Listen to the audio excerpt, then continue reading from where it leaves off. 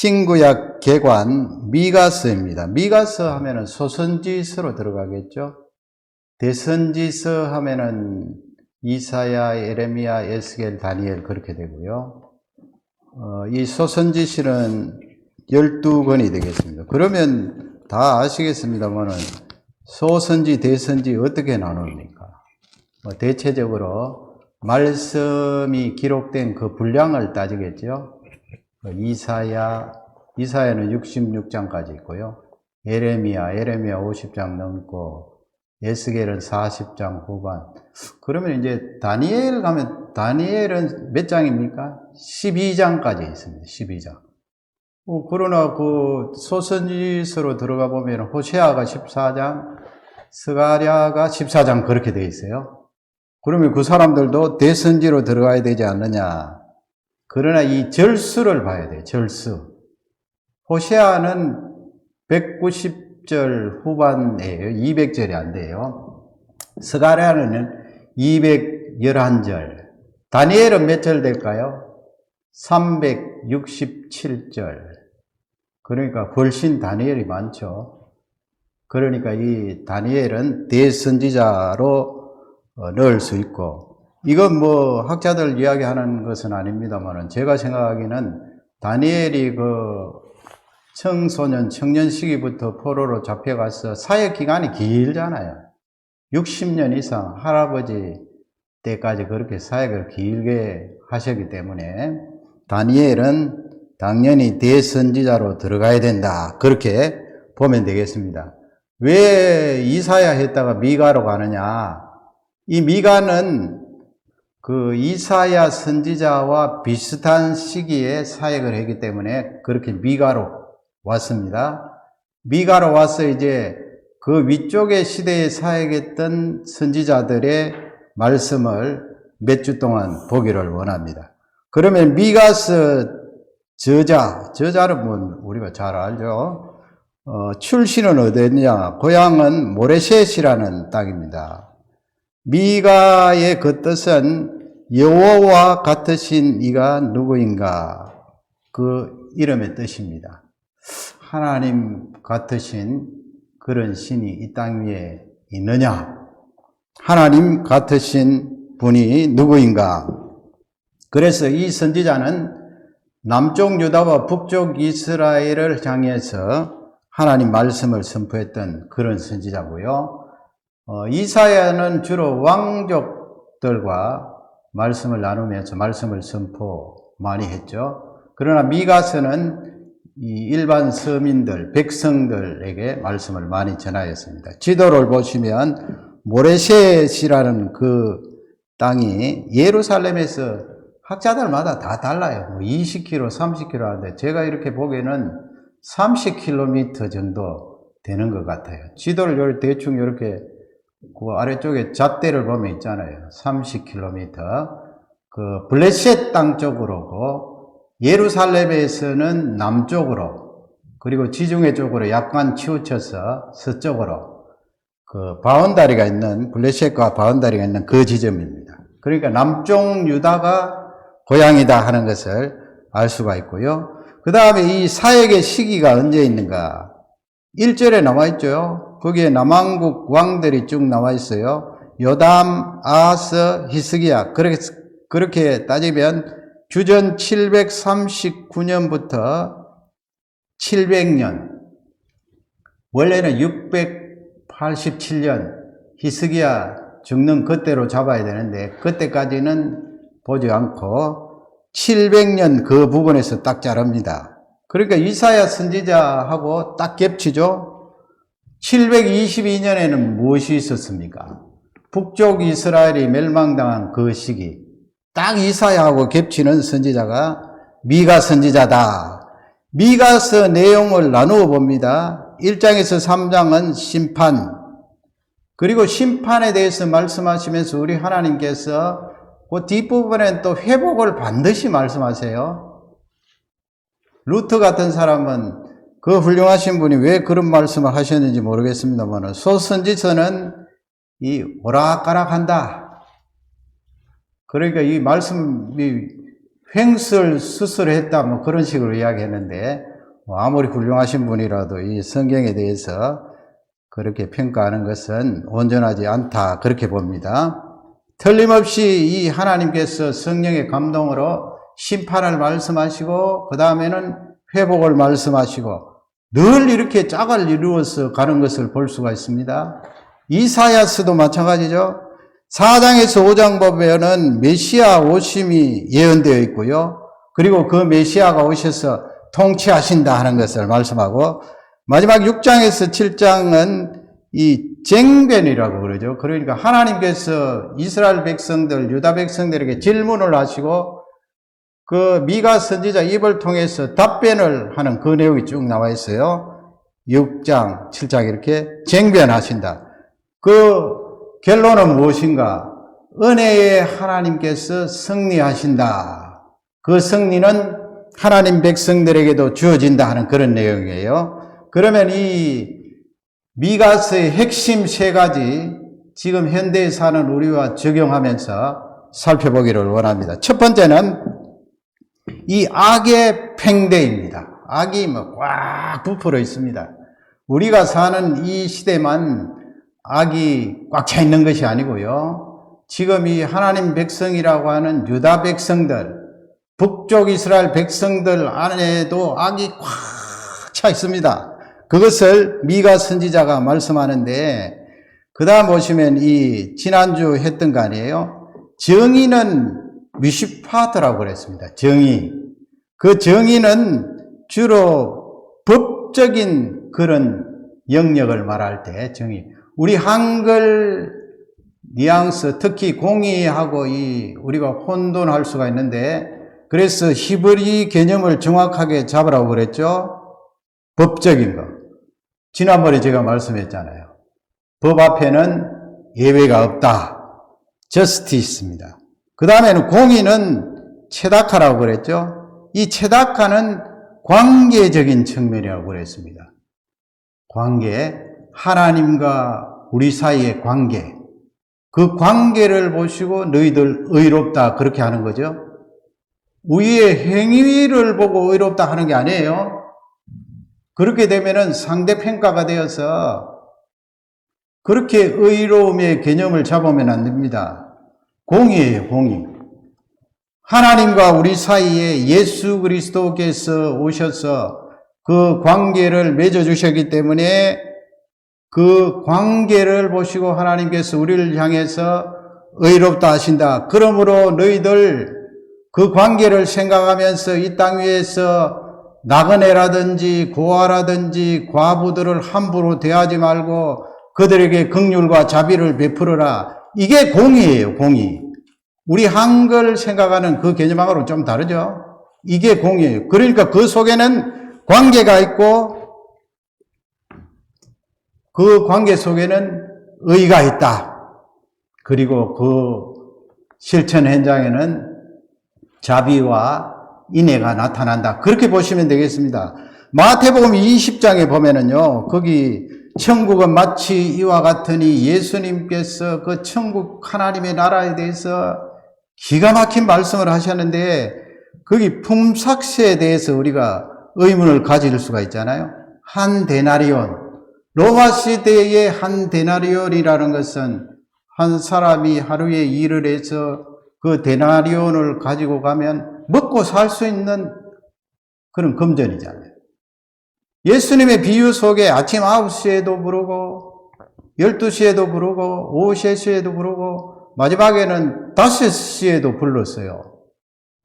1시간 딱 남기고. 예수님께서 거기서 주인이 한 데나리온씩 주잖아요. 1시간 일하는 사람, 8시간 일하는 사람 다 똑같이 한 데나리온씩 주니까 아침 일찍 와서 일한 사람이 주인한테 불평을 하지 않았어요. 그러나 주인이 뭐라고 말합니까? 이것이 it is my will 그랬어요. 이것이 내 뜻이니라. 너 받은 것이나 받아서 잘 챙겨서 가라. 이것이 나의 뜻이니라. 내가 내 것을 가지고 내 뜻대로 그랬어요. 내 뜻대로 1시간 일한 사람에게 한 데나리온을 주는데 내가 선한 것을 행한 것을 보고 마태복음 20장 15절 내가 선한 것을 행한 것을 보고 너는 악하게 보느냐 그랬어요. 그때 예수님이 주인이 그 말씀을 하신 내용 속에는 어느 쪽입니까 여러분? 앞쪽에 미시파트입니까? 정의입니까? 아니면 아래쪽에 체다카, 공의입니까? 속으로 답변해 보세요. 천국은 마치 하나님 나라는 이 세상 돌아가는 원리하고 다르다. 공의가 행하여지는 곳이야. 그래서 1시간 일했지만은 그러니까 이 말씀이 우리가 이 땅에 살면서 하나님 자녀로서 그냥 대충 하고 그냥 1시간 일하고 하루 종일 품삯을 받아도 된다 그 말씀이 아니죠. 공의에 대한 개념이 하나님 나라에서는 100% 이루어진다는 거 아니에요. 비록 1시간 일했지만은 저 사람이 집에 돌아가서 먹고 살려면 한 데나리온을 받아야 되니까 주인이 챙겨준 거예요. 그것을 인애라고 말하고 공의라고 말하고 왜 그런 관점으로 보게 되었느냐? 관계 때문에 그렇잖아요. 관계. 너는 하나님의 나라의 구성원이야. 그 관계 때문에. 이 관계에 공의가 이루어지지 않으면 우리가 하나님 앞에 설 수가 없어요. 거기에 하나님의 자비와 인애가 들어가는 것입니다. 그러면 이 유다 시대, 북쪽 이스라엘 시대에 악이 팽배해 있다 그러는데 그것을 미가 선지자가 여러 곳에 지적하죠. 지적하는데 우리가 이 소선지서를 읽으면서 야 어떻게 저럴 수가 있나 사람들이 그렇게 질문을 할 수가 있는데 그런 관점으로 보면 안 돼요. 어떻게 저럴 수가 있나 사람들이 할 때 그 사람들 속에 내가 들어가야 돼요. 나도 저럴 수가 있다 하는 그 관점으로 말씀을 읽어야 되는데 미가서 3장 2절 보면은 물론 이 미가서 3장에는 하나님께서 성령의 감동으로 우두머리를 향해서 주시는 말씀이에요. 그 지도자들, 리더자들. 한번 읽어보겠습니다. 3장 2절입니다.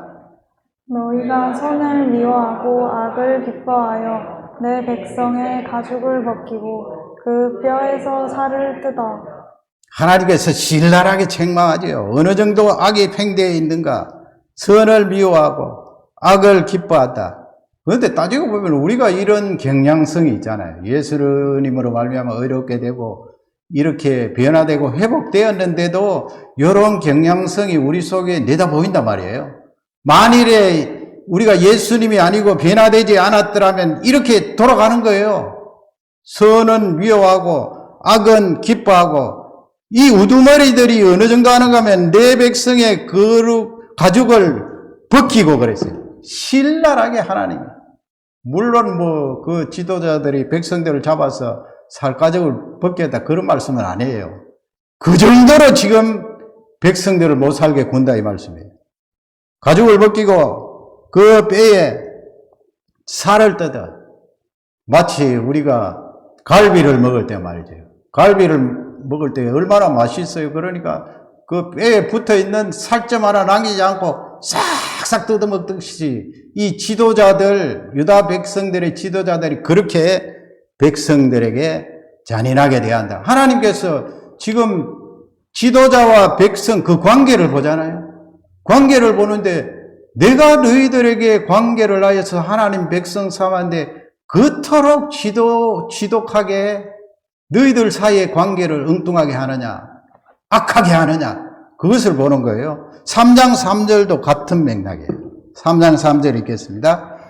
그들의 살을 먹으며 그 가죽을 벗기며 그 뼈를 꺾어 다지기를 냄비와 솥 가운데에 담을 고기처럼 하는도다.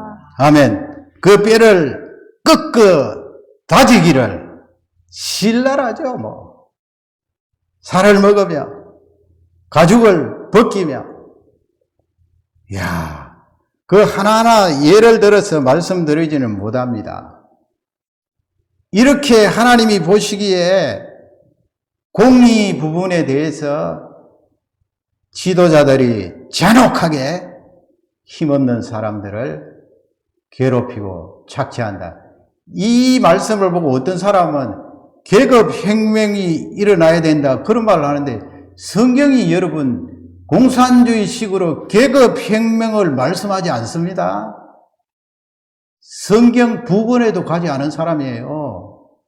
어디 성경이 계급혁명을 이야기해? 계급혁명 이야기한 그 자들이 나중에는 그렇게 체제가 바뀌고 나면 자기들이 이렇게 하잖아요. 잔인하게. 그러니까 그런 개념은 아니에요. 하나님이 보시기에 너희들 지도자 백성들 사이에 그 관계를 보는데 어떻게 너희들이 은혜를 입었으면서 그렇게 힘없는 자들에게 잔인하게 대하느냐? 공의가 없다 이 말씀이에요. 굉장히 엄중하게 그 부분을 보시는 거예요. 미가서 3장 11절 보면은 거기에 우두머리들은 그렇게 나오죠. 우두머리들은 뭘 합니까? 뇌물을 위하여 재판하며 그랬습니다. 요건 어디에 들어갈까요? A라는 사람, B라는 사람이 송사에 들어왔어요. 재판관님, 정말 이 부분에 대해서 공평하게 판결해 주십시오 해서 재판관이 보고 공평하게 판결을 해야 되는데 돈을 받았잖아요. 돈을 받으니까 판결이 이쪽으로 쏠리잖아요. 이 부분은 어디에 해당됩니까? 정의입니까? 공의입니까? 정의죠, 정의. justice. 하나님이 그 부분에 굉장히 싫어하세요. 왜 그럴까요? 하나님께서 하나님의 말씀을 우리에게 기준으로 주셨어요. 거기에는 창조 질서가 담겨져 있어요. 그러면 내가 이 세상에 나아가서 살 때 하나님의 창조 질서 말씀이라는 그 기준대로 딱 살아야 돼요. 그런데 세상이 좋아서 아니면 뭘 만들어 놓고 그것이 진짜 뭘 줄 수 있는 것 같으니까 거기다 넙죽절하고 비나이다 하니까 이것은 기준을 벗어난 재판을 굳게 하는 거예요. 그러니 하나님께서 재판을 뇌물받고 엉뚱하게 판결하는 것을 굉장히 싫어하세요. 장사하는 사람이 저울을 달 때 정확하게 1kg을 달아서 팔아야 되는데 800g을 달아서 팔면은 이문이 남잖아요. 그러나 우리 하나님은 그것을 보시면 너무너무 싫어하세요. 판결을 굳게 하는구나. 정의 부분 되겠죠. 그 다음에 제사장들은 뭐래요? 삭설 위하여 교훈하며 돈 가지고 와라. 제사장들 돈을 줘야 너희들에게 가르치지. 물론 이 레위 사람들 제사장들이 이스라엘 백성들이 주는 그 11조 그 안에서 분깃을 받고 먹고 사는 거예요. 당연하죠. 그건 하나님 허락하신 건데, 그러나 그걸 말씀하는 게 아니에요. 그 다음에 선지자들은 뭐래요? 선지자들은 돈을 위하여 점을 본다고 그랬어요. 말씀을 선포하지 않고 돈을 받고 점을 보듯이 그렇게 한다는 거예요. 그러니까 이 내용을 보면 이 부분들은 대부분 미시파트잖아요. 정의가 너희들에게 무너졌다. 정의가. 왜 정의가 무너졌느냐? 하나님이 너희들에게 준 그 하나님 말씀의 기준에서 이탈했다. 이탈하면 이렇게 돌아가는 거예요. 그러니까 우리도 마찬가지예요. 이탈하면은 이쪽으로 들어가게 됩니다. 악이 팽대해 있다. 3장 5절 보세요. 3장 5절 우리 비슷한 내용인데 다 같이 읽겠습니다. 내 백성을 유혹하는 선지자들은 이에 물 것이 있으면 평강을 외치나 그 입에 무엇을 채워주지 아니하는 자에게는 전쟁을 준비하는도다. 아멘. 입에 무엇을 채워주면은 전쟁이 없고 평하다 말하다가 아무것도 들어오는 것이 없으면 그냥 전쟁이 일어난다. 그러니까 이 내용도 하나님의 정의가 없는 하나님 말씀에서 빗나간 거예요. 그 하나님 말씀 있는 그대로 선포를 하고 가르쳐야 되죠. 이해가 되지요? 그러면 첫 번째 하나님이 주신 이 말씀에서 어떻게 저럴 수가 있나 사람들이 그렇게 의문을 가지는데 우리가 그 속에 들어간다 그랬잖아요. 그리고 유다 백성들도 그런 엄중한 죄 때문에 심판을 받는데 우리 하나님이 거기서 끝나는 게 아니에요. 해결책을 우리에게 말씀해 주세요. 해결책. 그러니까 구약 성경도 철저히 처음부터 끝까지 복음이 있고 예수 그리스도가 있어요. 두 번째, 그 해결책이 무엇인가? 다스릴 자예요. 다스릴 자. 통치할 자. 그 다스리시는 분이 너희 인생들에게 해결책이다. 내가 죄악이 팽배해 있는 그 속에 들어가도 염려하고 두려워할 필요가 없어요. 나에게는 다스리는 그분이 보내주셨고 계시기 때문에 그렇습니다. 다스릴 자. 미가서 7장 18절 그 제일 뒷부분이죠. 그 다스릴 자를 하나님이 말씀하시면서 우리 하나님은 어떤 분이신가 우리에게 알려주고 계세요. 7장 18절을 다 같이 읽겠습니다. 주와 같은 신이 어디 있으리이까? 주께서는 죄악과 그 기업에 남은 자의 허물을 사유하시며 인애를 기뻐하심으로 진노를 오래 품지 아니하시나이다. 아멘. 이거 정의와 공의가 다 들어간 거 아니에요? 왜냐하면 거기에 보면은 죄악이 나오고요. 허물이 나오죠. 허물을 어떻게 하신다고요? 사유하신다. 사해 주신다. 그리고 인애를 기뻐하심으로 진노를 오래 품지 아니하신다. 다시 바꾸셔서 용서해 주시고 구원하신다 이 말씀입니다. 여기는 정의와 공의가 다 들어가 있어요. 왜냐하면 정의대로 하면은 우리가 죄를 지으면 그대로 날아가야 돼요. 심판을 받잖아요.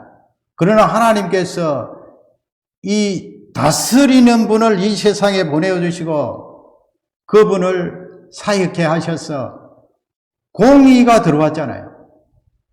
관계가 이루어졌잖아요.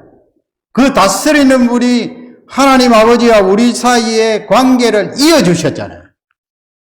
그러니까 사유함에 이 은혜가 있고 또 심판을 오래 품지 않으시고 우리에게 은혜를 베풀어 주신다. 그 말씀이고요. 19절 보세요. 19절 다 같이 읽겠습니다.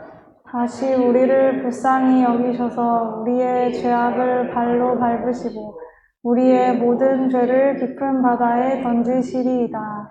얼마나 우리에게 이 여름의 냉수처럼 얼음물처럼 시원하게 합니까, 여러분? 누가 우리의 죄를 제거할 수가 있나요? 내가 나 자신 아니면 뭐 화공약품을 가지고 우리 속에 집어넣어서 세탁기 돌리듯이 한 바퀴 돌리면 죄가 없어지나요? 이 죄는 도무지 어떻게 할 수가 없어요. 유일한 방법은 그 하나님께서 우리를 불쌍히 여기셔요. 그래서 그 죄악을 발로 밟으시고 우리의 모든 죄를 깊은 바다 속에 집어넣으셔야 돼요. 그런데 우리 하나님께서 그냥 정의로우신 그 하나님께서 그냥 얼토당토 않게 하루아침에 너희들의 죄가 다 사하여졌느니라. 하나님의 정의에 맞지 않아요. 법 앞에는 예외가 없다. 이 세상 법도 라과디아처럼 예외가 없다 했는데 하나님 말씀에 이 말씀이 선포되어진 이 말씀에 예외가 어디에 있겠습니까? 그러나 우리 하나님은 너희들의 죄를 밟으시고 너희들의 죄악을 깊은 바닷속으로 집어넣겠다. 그 근거는 통치자 때문에 그렇다는 것을 우리에게 알려주고 있어요. 그 통치자가 5장 2절이잖아요. 5장 2절. 베들레헴 에브라다야 베들레헴의 다른 이름이 에브라다야. 그 유명한 예수님 오시기 700년 전에 마태복음 2장에 이 말씀을 인용하지요. 유대 학자들이 이 땅에 유대인의 왕으로 오실 분이 누구인가, 어디에서 나시는가 할 때 학자들이 말할 필요도 없어요. 베들레헴 땅입니다. 그건 바로 미가서 5장 2절을 가지고 그들이 신학적인 체계를 세웠어요. 미가서 5장 2절, 마태 기록자도 성령의 감동으로 이 말씀을 그대로 적지요. 5장 2절 다 같이 읽겠습니다. 베들레헴 에브라다야, 너는 유다 족속 중에 작을지라도 이스라엘을 다스릴 자가 내게서 내게로 나올 것이라. 그의 근본은 상고에 영원에 있느니라. 아멘. 거기 보면 하나님이시라 하는 것을 알 수가 있죠. 성자 하나님. 이스라엘을 다스릴 자, 그렇게 되어 있고요. 여기 이스라엘은 뭐 남쪽, 북쪽, 유다 다스리는 그런 개념이 아니에요. 온 세상, 이방 민족도 포함해서 그분에게 나오는 자들을 다스릴 자, 구원할 자, 그의 근본은 상고에 태초입니다. 태초. 영원에 있다. 이거 사람에게 쓰는 거 아니에요. 성자 하나님께 해당되는 말씀입니다. 5장 4절 보면은 5장 4절 또 다 같이 읽겠습니다. 그가 여호와의 능력과 그의 하나님 여호와의 이름의 위엄을 의지하고 서서 목축하니 그들이 거주할 것이라. 이제 그가 창대하여 땅끝까지 미치리라. 아멘. 여호와의 능력, 그랬습니다. 하나님의 권세입니다. 여호와의 이름의 위엄, 권세를 말합니다. 목축할 것이라. 양인 우리들을 돌보시고 영원한 생명의 물가로 인도하신다. 그 말씀이 되겠어요. 그래서 해결책은 바로 다스리시는 예수 그리스도를 통하여 해결함을 받을 수가 있다. 미가스가 뭐 무시무시하게 심판받고 실제적으로 뭐 남쪽 유다나 북쪽 이스라엘이 다 심판받고 포로로 잡혀가고 죽고 했습니다만은 영적으로 또 신약 성경과 연결해서 볼 때 예수 그리스도께서 오셔서 너희들을 그 무시무시한 죄악에서 건져주실 것이다 하는 것을 말씀하고 있어요. 마지막 세 번째는 그러면 미가스를 통하여서 우리가 이미 예수 그리스도를 만나고 하나님의 자녀가 되었잖아요. 그러면 이 세상 속에서 살아가는 나는 어떻게 살 것인가, 그 부분에 답을 얻어야 돼요. 어떻게 살 것인가. 미가서 6장 8절에 보면 이 말씀은 우리가 너무나 잘 아시는 말씀이죠. 다 같이 읽겠습니다. 사람아, 주께서 선한 것이 무엇임을 내게 보이셨나니 여호와께서 내게 구하시는 것은 오직 정의를 행하며 인자를 사랑하며 겸손하게 내 하나님과 함께 행하는 것이 아니냐. 아멘. 사람아, 그렇게 하나님께서 부르십니다. 우리에게 예수 그리스도를 통하여 거듭난, 물론 구약 성경이지만 지금 우리가 이 말씀을 나에게 적용하니까 예수님으로 거듭난 하나님의 사람아, 지금 하나님께서 선한 것이 무엇이냐 묻고 있다. What is good? 선한 것이 무엇이냐? 여러분, 선한 것이 무엇입니까? 나에게 질문하십니다. 선한 것이 무엇이냐? 그 아래쪽에 보시면 여호와께서 내게 구하시는 것은 그랬습니다. 여기 구하신다는 말씀은 우리에게 요구하시는 것은, 앞쪽에 선한 것이 무엇이냐? 하나님이 우리에게 요구하시는 것이 무엇이냐? 이건 너희들 이 세상에 살아갈 때 그렇게 죄악이 팽배해 있는 세상 속에서 어떻게 살래? 이 말씀이에요. 요구하시는 것이 무엇인가? 거기 보면은 정의를 행하며, 세 가지예요. 인자를 사랑하며, 그 다음부터 하나예요. 겸손하게 내 하나님과 함께 행하며, 그렇게 되어 있어요. 요걸 영어로 바꿔봤어요. 영어로 to act justly. 미시파테 정의를 행하며 그 다음에 to love mercy 체다카예요. 공의 관계에 있어서 이 인의 자비를 베풀어라. 마지막 세 번째는 뭐예요? 험벌리 앞에 뭐가 있습니까? 누구와? With my God. 하나님과 겸손하게 걸어라. 어떤 번역에는 live, 살아라. 걸어라가 나은 것 같아요. 걸어라. 동행하라. 노아도 그렇고 아브라함도 그렇고 하나님과 같이 걸었더라. 그걸 하나님께서 너 의롭다. 의로 제시한 거 아니에요. 아브라함과 하나님 사이에 같이 걸어가는 그 관계를 보고 너 의롭다. 노아가 하나님과 같이 걸어가는 그것을 보고 그 관계를 보시고 너 의롭다. 이 세상 속에 살아가는 내가 예수 그리스도를 의지하고 하나님과 함께 걸어가는 그것을 보고 너 의롭다. 의로움으로 너 자비를 베풀어라. 공의. 너와 다른 사람 사이의 그 관계, 더욱이 연약한 사람들에게 공의를 베풀어라. 자비를 베풀어라. 그 말씀이에요. 그래서 이 미가서 이 6장 8절 말씀은 현대에 살아가는 우리에게 정확한 길을 제시하고 있어요. 두 가지 개념으로. 정리를 하면, 그 다음에 보시면 정리를 해놨어요. 정리를 하면 정의의 기준은 무엇입니까? 말씀이라고 그랬어요. 거기 정리해놨죠? 관계는 뭐를 말합니까? 의라고 그랬어요. 의.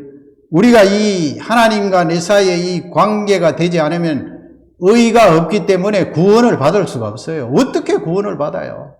그 하나님 앞에 우리가 어떻게 써요? 살면 살수록 죄가 팽배해지는데요. 하나님의 말씀 기준을 붙들고 하나님과 나 사이의 그 관계 의를 가지고 이 세상에 들어가라 이 말씀이에요.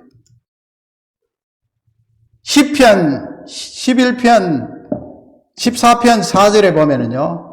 이 말씀을 한번 읽겠습니다. 다 같이 읽습니다. 죄악을 행하는 자는 다 무지하냐. 그들이 떡 먹듯이 내 백성을 먹으면서 여호와를 부르지 아니하는도다. 아멘. 거기 보시면 죄악을 행하는 자는 다 무지하다고 그랬어요. 무지하냐? 무지하다는 거 아니에요. No knowledge. 지식이 없다. 왜 지식이 없습니까? 어떤 사람이 죄를 짓고 있는데 왜 저렇게 죄를 짓고 있어요? 지식이 없어요. 지식. 무슨 지식이 없어요? 하나님 말씀에 대한 지식이 없어요. 그래서 그 사람은 예수 그리스도를 만나지 못한 사람이에요. 예수 그리스도를 바로 정확하게 만나면 그 지식이 있어요. 왜냐하면 예수 그리스도의 말씀이 진리이기 때문에 그 지식이 있어요. 그 지식이 있는 사람은 하나님 말씀에 기준이 있다고요.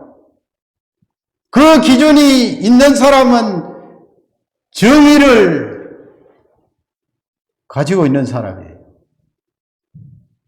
그 정의로 잣대를 가지고 판단하면 아 저거는 죄다, 죄가 아니다 판가름이 나요. 그것을 지금 말씀하는데 미가서 3장 6절을 8절을 한번 보세요. 거기 미가 선지자가 이런 말씀을 하세요. 내가 그러면 하나님의 말씀에 대한 지식이 있다 이 말씀이에요. 지식 없이 그냥 내 돌아가는 대로 내 생각나는 대로 그냥 말씀을 선포한 것이 아니다. 그렇게 딱 제시하는데 자세히 한번 보세요. 오직 나는 여호와의 영으로 그랬어요. 하나님의 영으로. 누구를 말하는 거예요? 성령 하나님을 말해요. 오직 나는 성령 하나님의 영으로 말미암아 능력과 그랬어요. 그 다음에 정의와 용기로 충만해졌어. 이 말씀을 선포한다. 이렇게 외쳤어요. 그러면 미가 선지자는 하나님 말씀에 대한 지식이 있는 사람인가요? 지식이 있죠. 어디에 그런 말씀이 있습니까? 거기 정의와 그랬잖아요. 미시파트. 정의와. 그 정의 속에는 하나님 말씀이 기준인 그것이 정의잖아요. 하나님 말씀 아니고 엉뚱한 것을 주장하면서 정의라고 하면 그거 하나님 앞에 죄예요. 하나님 앞에 설 수가 없어요. 정의와 하나님 말씀의 그 기준을 내가 가지고 있는데 보통 가지고 있는 것이 아니고 충만해져서 꽉 차있다 이 말씀이에요. 그래서 여러분 여기서 미가 선지자가 하나님의 말씀으로 꽉 차 있는 것을 도우시는 분이 누구예요? 구약이지만은 신약이 들어와 있잖아요. 여호와의 영으로 성령 하나님은 진리의 영이라고 말씀해 주셨어요. 진리의 영이신 보혜사 성령님이 너에게 오시면 내가 너희들에게 말한 모든 말씀이 생각나리라. 진리의 영이신 성령 하나님.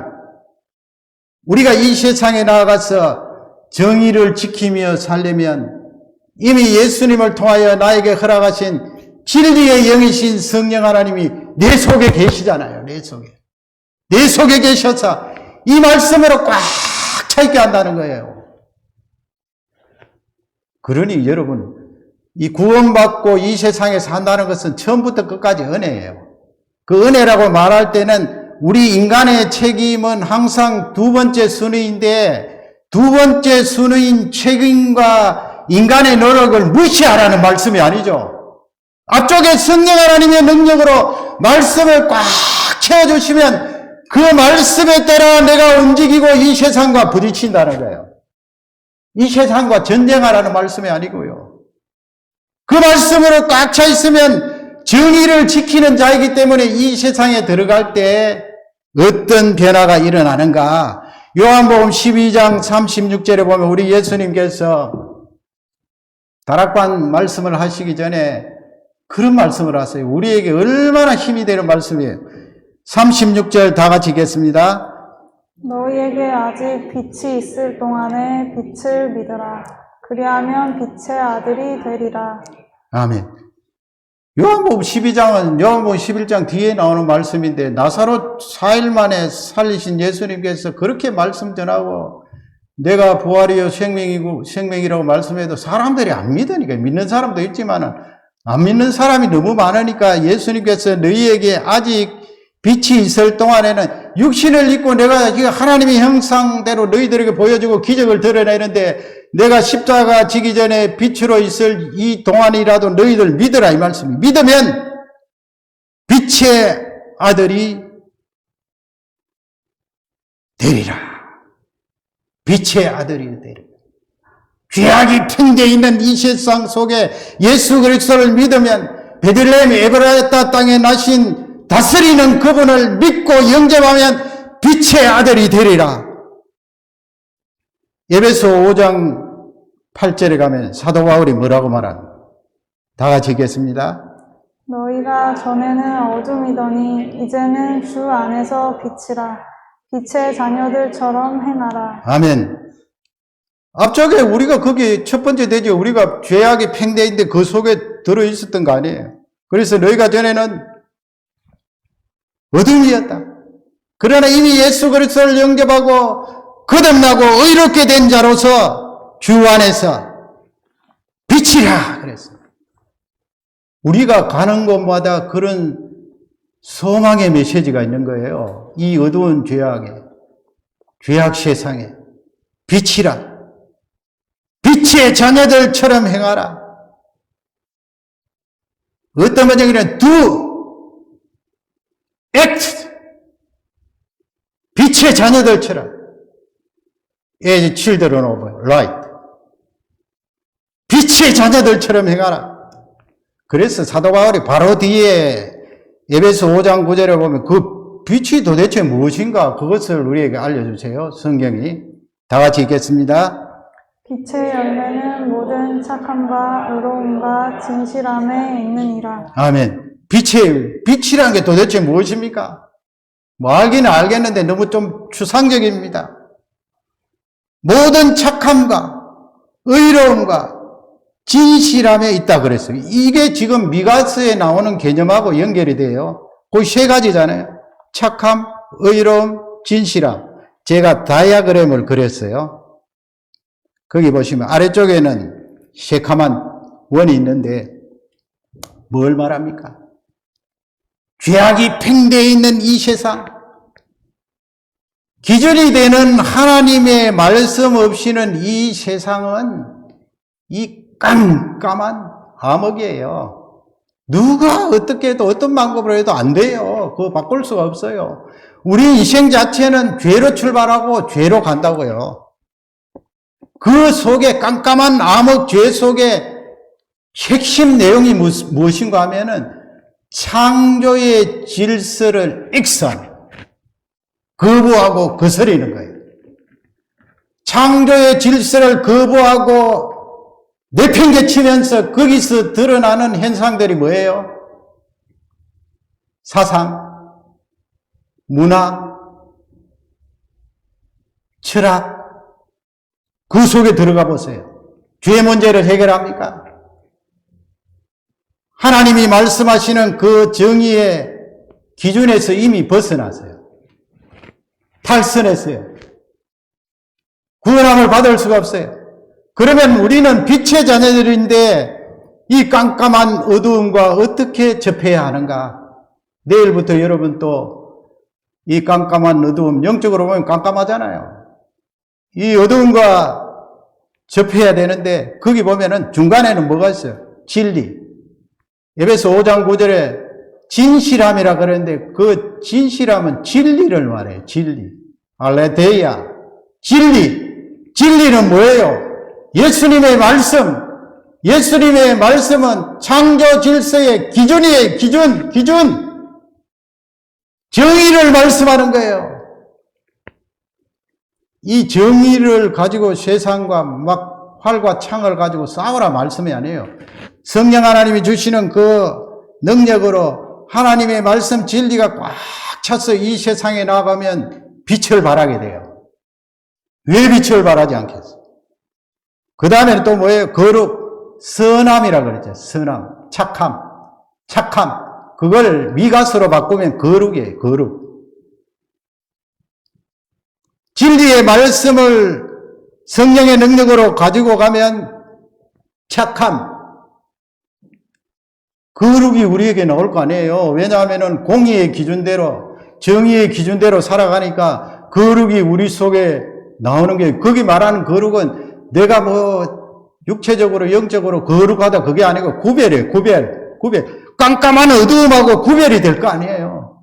나에게 말씀이라는 이 잣대가 있기 때문에 구별이 된다고요. 구별이. 그래서 말 한마디를 해도 일요일 하지 않고 주일 하고. 너 일요일을 놀러 가자 하면은 나 놀러 안 가. 주일날 예배 드리러 가. 그게 능력으로 나간다니까요. 이야, 참 요즘 희한한 세상이네. 레이저로 이렇게 즐기고 행복하고 그런데 뭐 주일날 예배 드리러 가는 거야. 그건 대충 드리고 하면 되지. 그러나 정의의 기준을 가진 우리는 그렇게 말하면서 그게 싸우는 게 아니죠. 딱 말을 던졌을 때 어둠의 이 세상이 빛 때문에 영향을 받는다는 거예요. 그 다음에는 뭐예요? 동행입니다. 앞쪽에 의로움과 그랬잖아요. 5장 9절에 의로움. 그 의로움 뭐라고요? 관계에서 오는 건데 그 관계를 구체적으로 이야기하면 하나님과 같이 걷는 것, 동행. 이렇게 보세요. 이렇게 가면 내가 그 어둠 속에 들어가서 어둠의 지배를 받겠어요? 미가는 그것을 말하는 거예요. 하나님과 동행. 진리로 성령 하나님께서 주시는 충만한 능력, 구별. 이 미가서를 통하여서 이런 예수 그리스도의 제자로서 하나님 앞에 능력 있게 쓰임받는 우리 모두가 되어야 될 것입니다.